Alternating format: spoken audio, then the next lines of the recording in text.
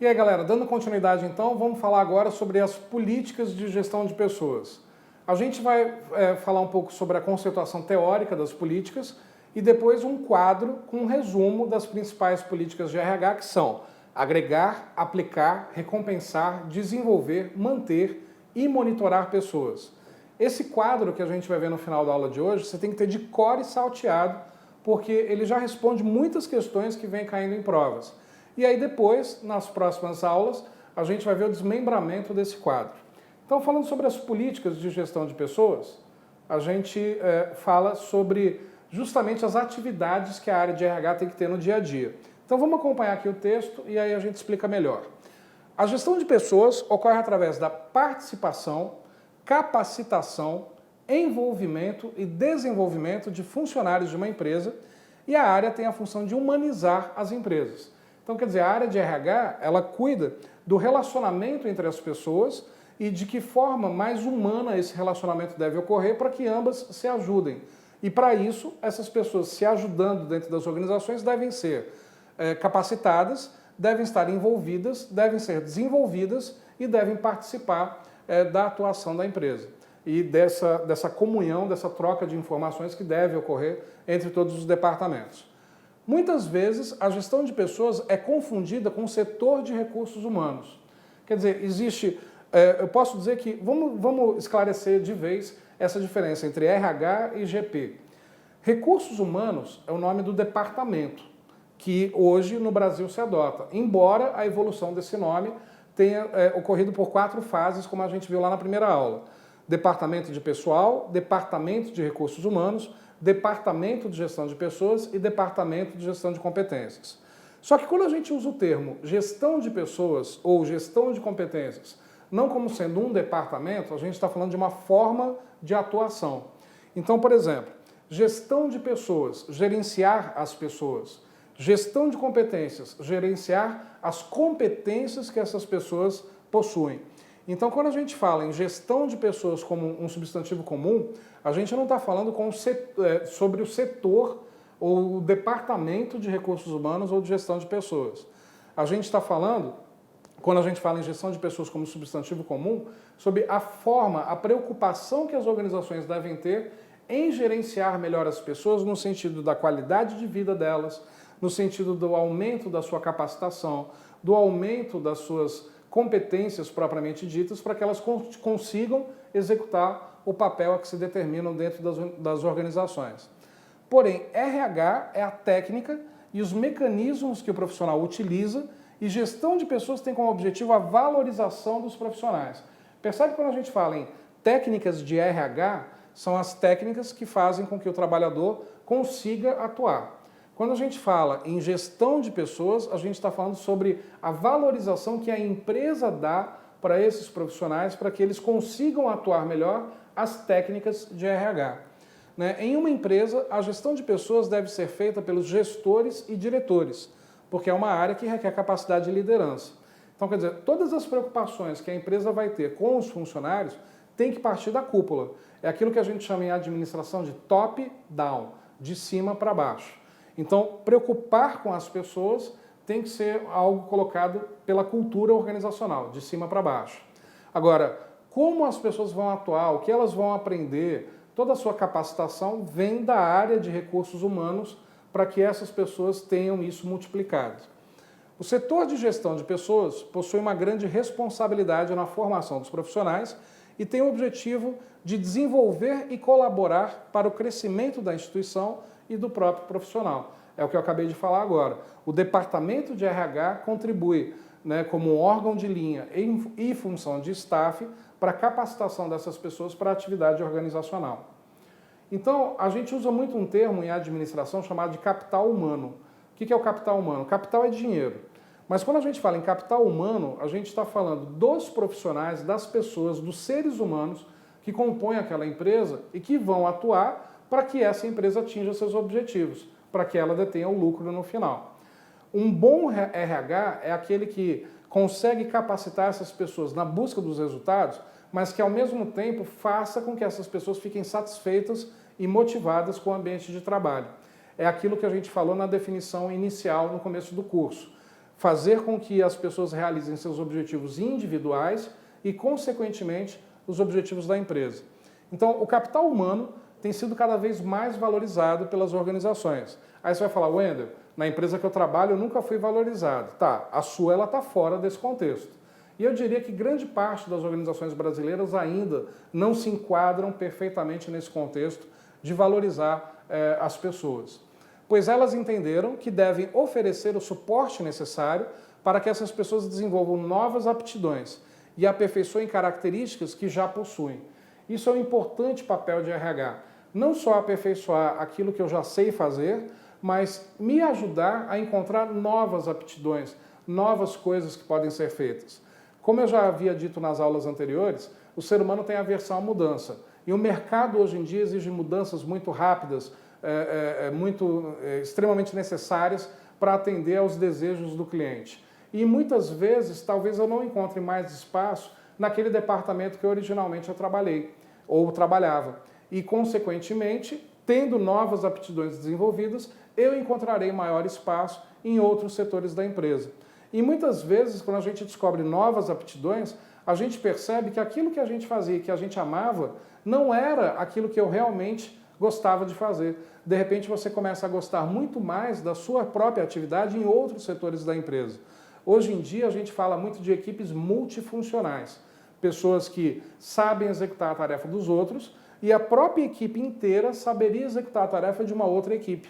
E o ideal no século XXI é que as equipes realmente sejam multifuncionais, para que as organizações não parem. Quando alguém tem aversão à mudança, as outras pessoas estão ali contribuindo para que aquela aversão à mudança seja quebrada e o trabalho não deixe de ser executado. Se as pessoas dentro das organizações tiverem oportunidade de progressão, de crescimento, elas vão poder dar o melhor delas, originando resultados positivos para a empresa em questão. Então, quer dizer, essa definição coloca que um dos aspectos mais importantes para que a gente se mantenha motivado na busca dessas novas aptidões é justamente a possibilidade de crescimento, né, de ser promovido, de assumir cargos maiores ou ainda de ser reconhecido por um excelente trabalho sendo executado. Uma boa gestão dos elementos de uma organização causa um crescimento contínuo, onde todos contribuem para um ambiente de eficiência e eficácia. Então eu posso dizer que as organizações focadas no contínuo desenvolvimento dos seus profissionais cuidam especificamente de uma área chamada aprendizagem organizacional, que a gente vai ver um pouco mais para frente no desmembramento da política de desenvolver pessoas. A aprendizagem organizacional não é apenas treinar as pessoas individualmente, mas a empresa inteira evoluir, a empresa inteira crescer e se adaptar às necessidades do mercado numa contínua evolução. Bom, continuando, a gestão de pessoas no setor público possui algumas particularidades, é um pouco diferente da iniciativa privada, mesmo porque o próprio processo de entrada no setor público é por meio de concurso, enquanto que na iniciativa privada a gente tem as entrevistas, as dinâmicas de grupo, os testes psicotécnicos, os testes de personalidade, várias técnicas, os testes de conhecimento, e para concurso público é só o teste de conhecimento. Claro que vocês já devem ter percebido que vários concursos colocam já teste psicotécnico, teste físico, quer dizer, já está pegando recursos da iniciativa privada para selecionar melhor os seus profissionais. Mas ainda assim o setor público tem algumas particularidades. Ao contrário do que acontece no setor privado, onde o gestor pode contratar indivíduos que apresentem características vantajosas para a empresa, no setor público a lei exige que as contratações sejam feitas mediante concursos públicos. E aí eu pergunto a vocês, será que aquela pessoa, rato de concurso, que sempre passa nas primeiras colocações em vários concursos, e existem essas pessoas, são os melhores profissionais que o órgão público pode ter? Não necessariamente. Muito provavelmente essas pessoas despendem tanto tempo estudando e têm pouca experiência profissional. E hoje os órgãos públicos também precisam de pessoas que têm experiência profissional. A gente vive um modelo de governo chamado de modelo gerencial, onde o Estado se administra como se fosse uma empresa. Consequentemente, nesse chamado modelo gerencial, o governo precisa de pessoas que já tenham experiência, que já tenham uma ampla atuação na iniciativa privada, já que hoje o modelo gerencial se assemelha ao que a gente percebe na iniciativa privada. Sendo assim, a gente percebe hoje uma mudança drástica dos editais. Essas matérias de administração têm uma grande importância, porque pelo menos é uma forma que os órgãos públicos têm de selecionarem pessoas que, pelo menos em teoria, conhecem sobre gestão, conhecem sobre ferramentas do dia a dia no ambiente organizacional.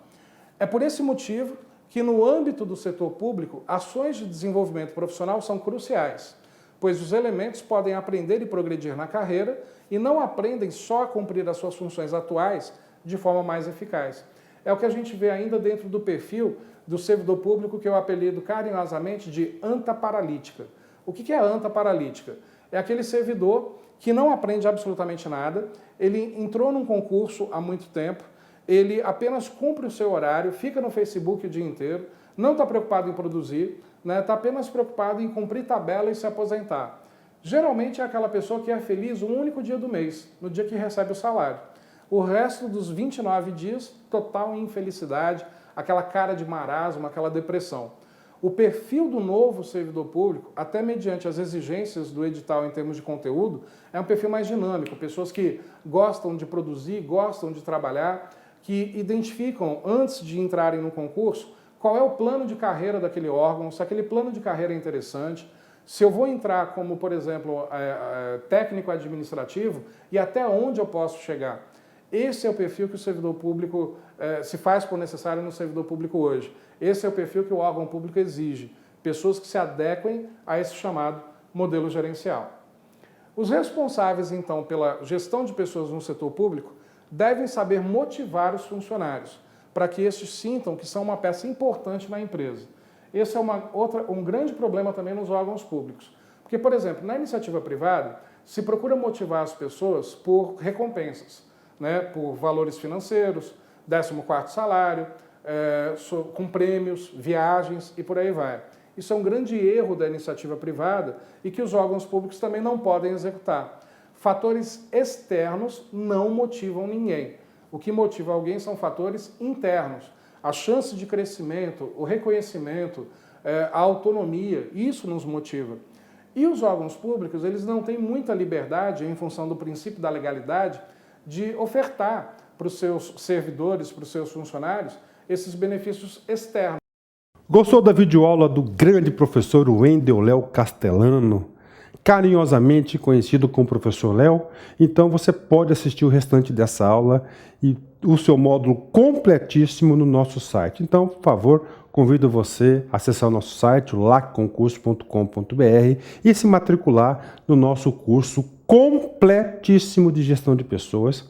Nós temos 31 horas de videoaulas de gestão de pessoas exclusivas para você. Detalhe, esse curso custa apenas R$ 60,00 e você terá direito a 60 dias de acesso, ou seja, R$1 por dia. Pode ter certeza que aqui no Lacconcursos é o melhor custo-benefício do mercado.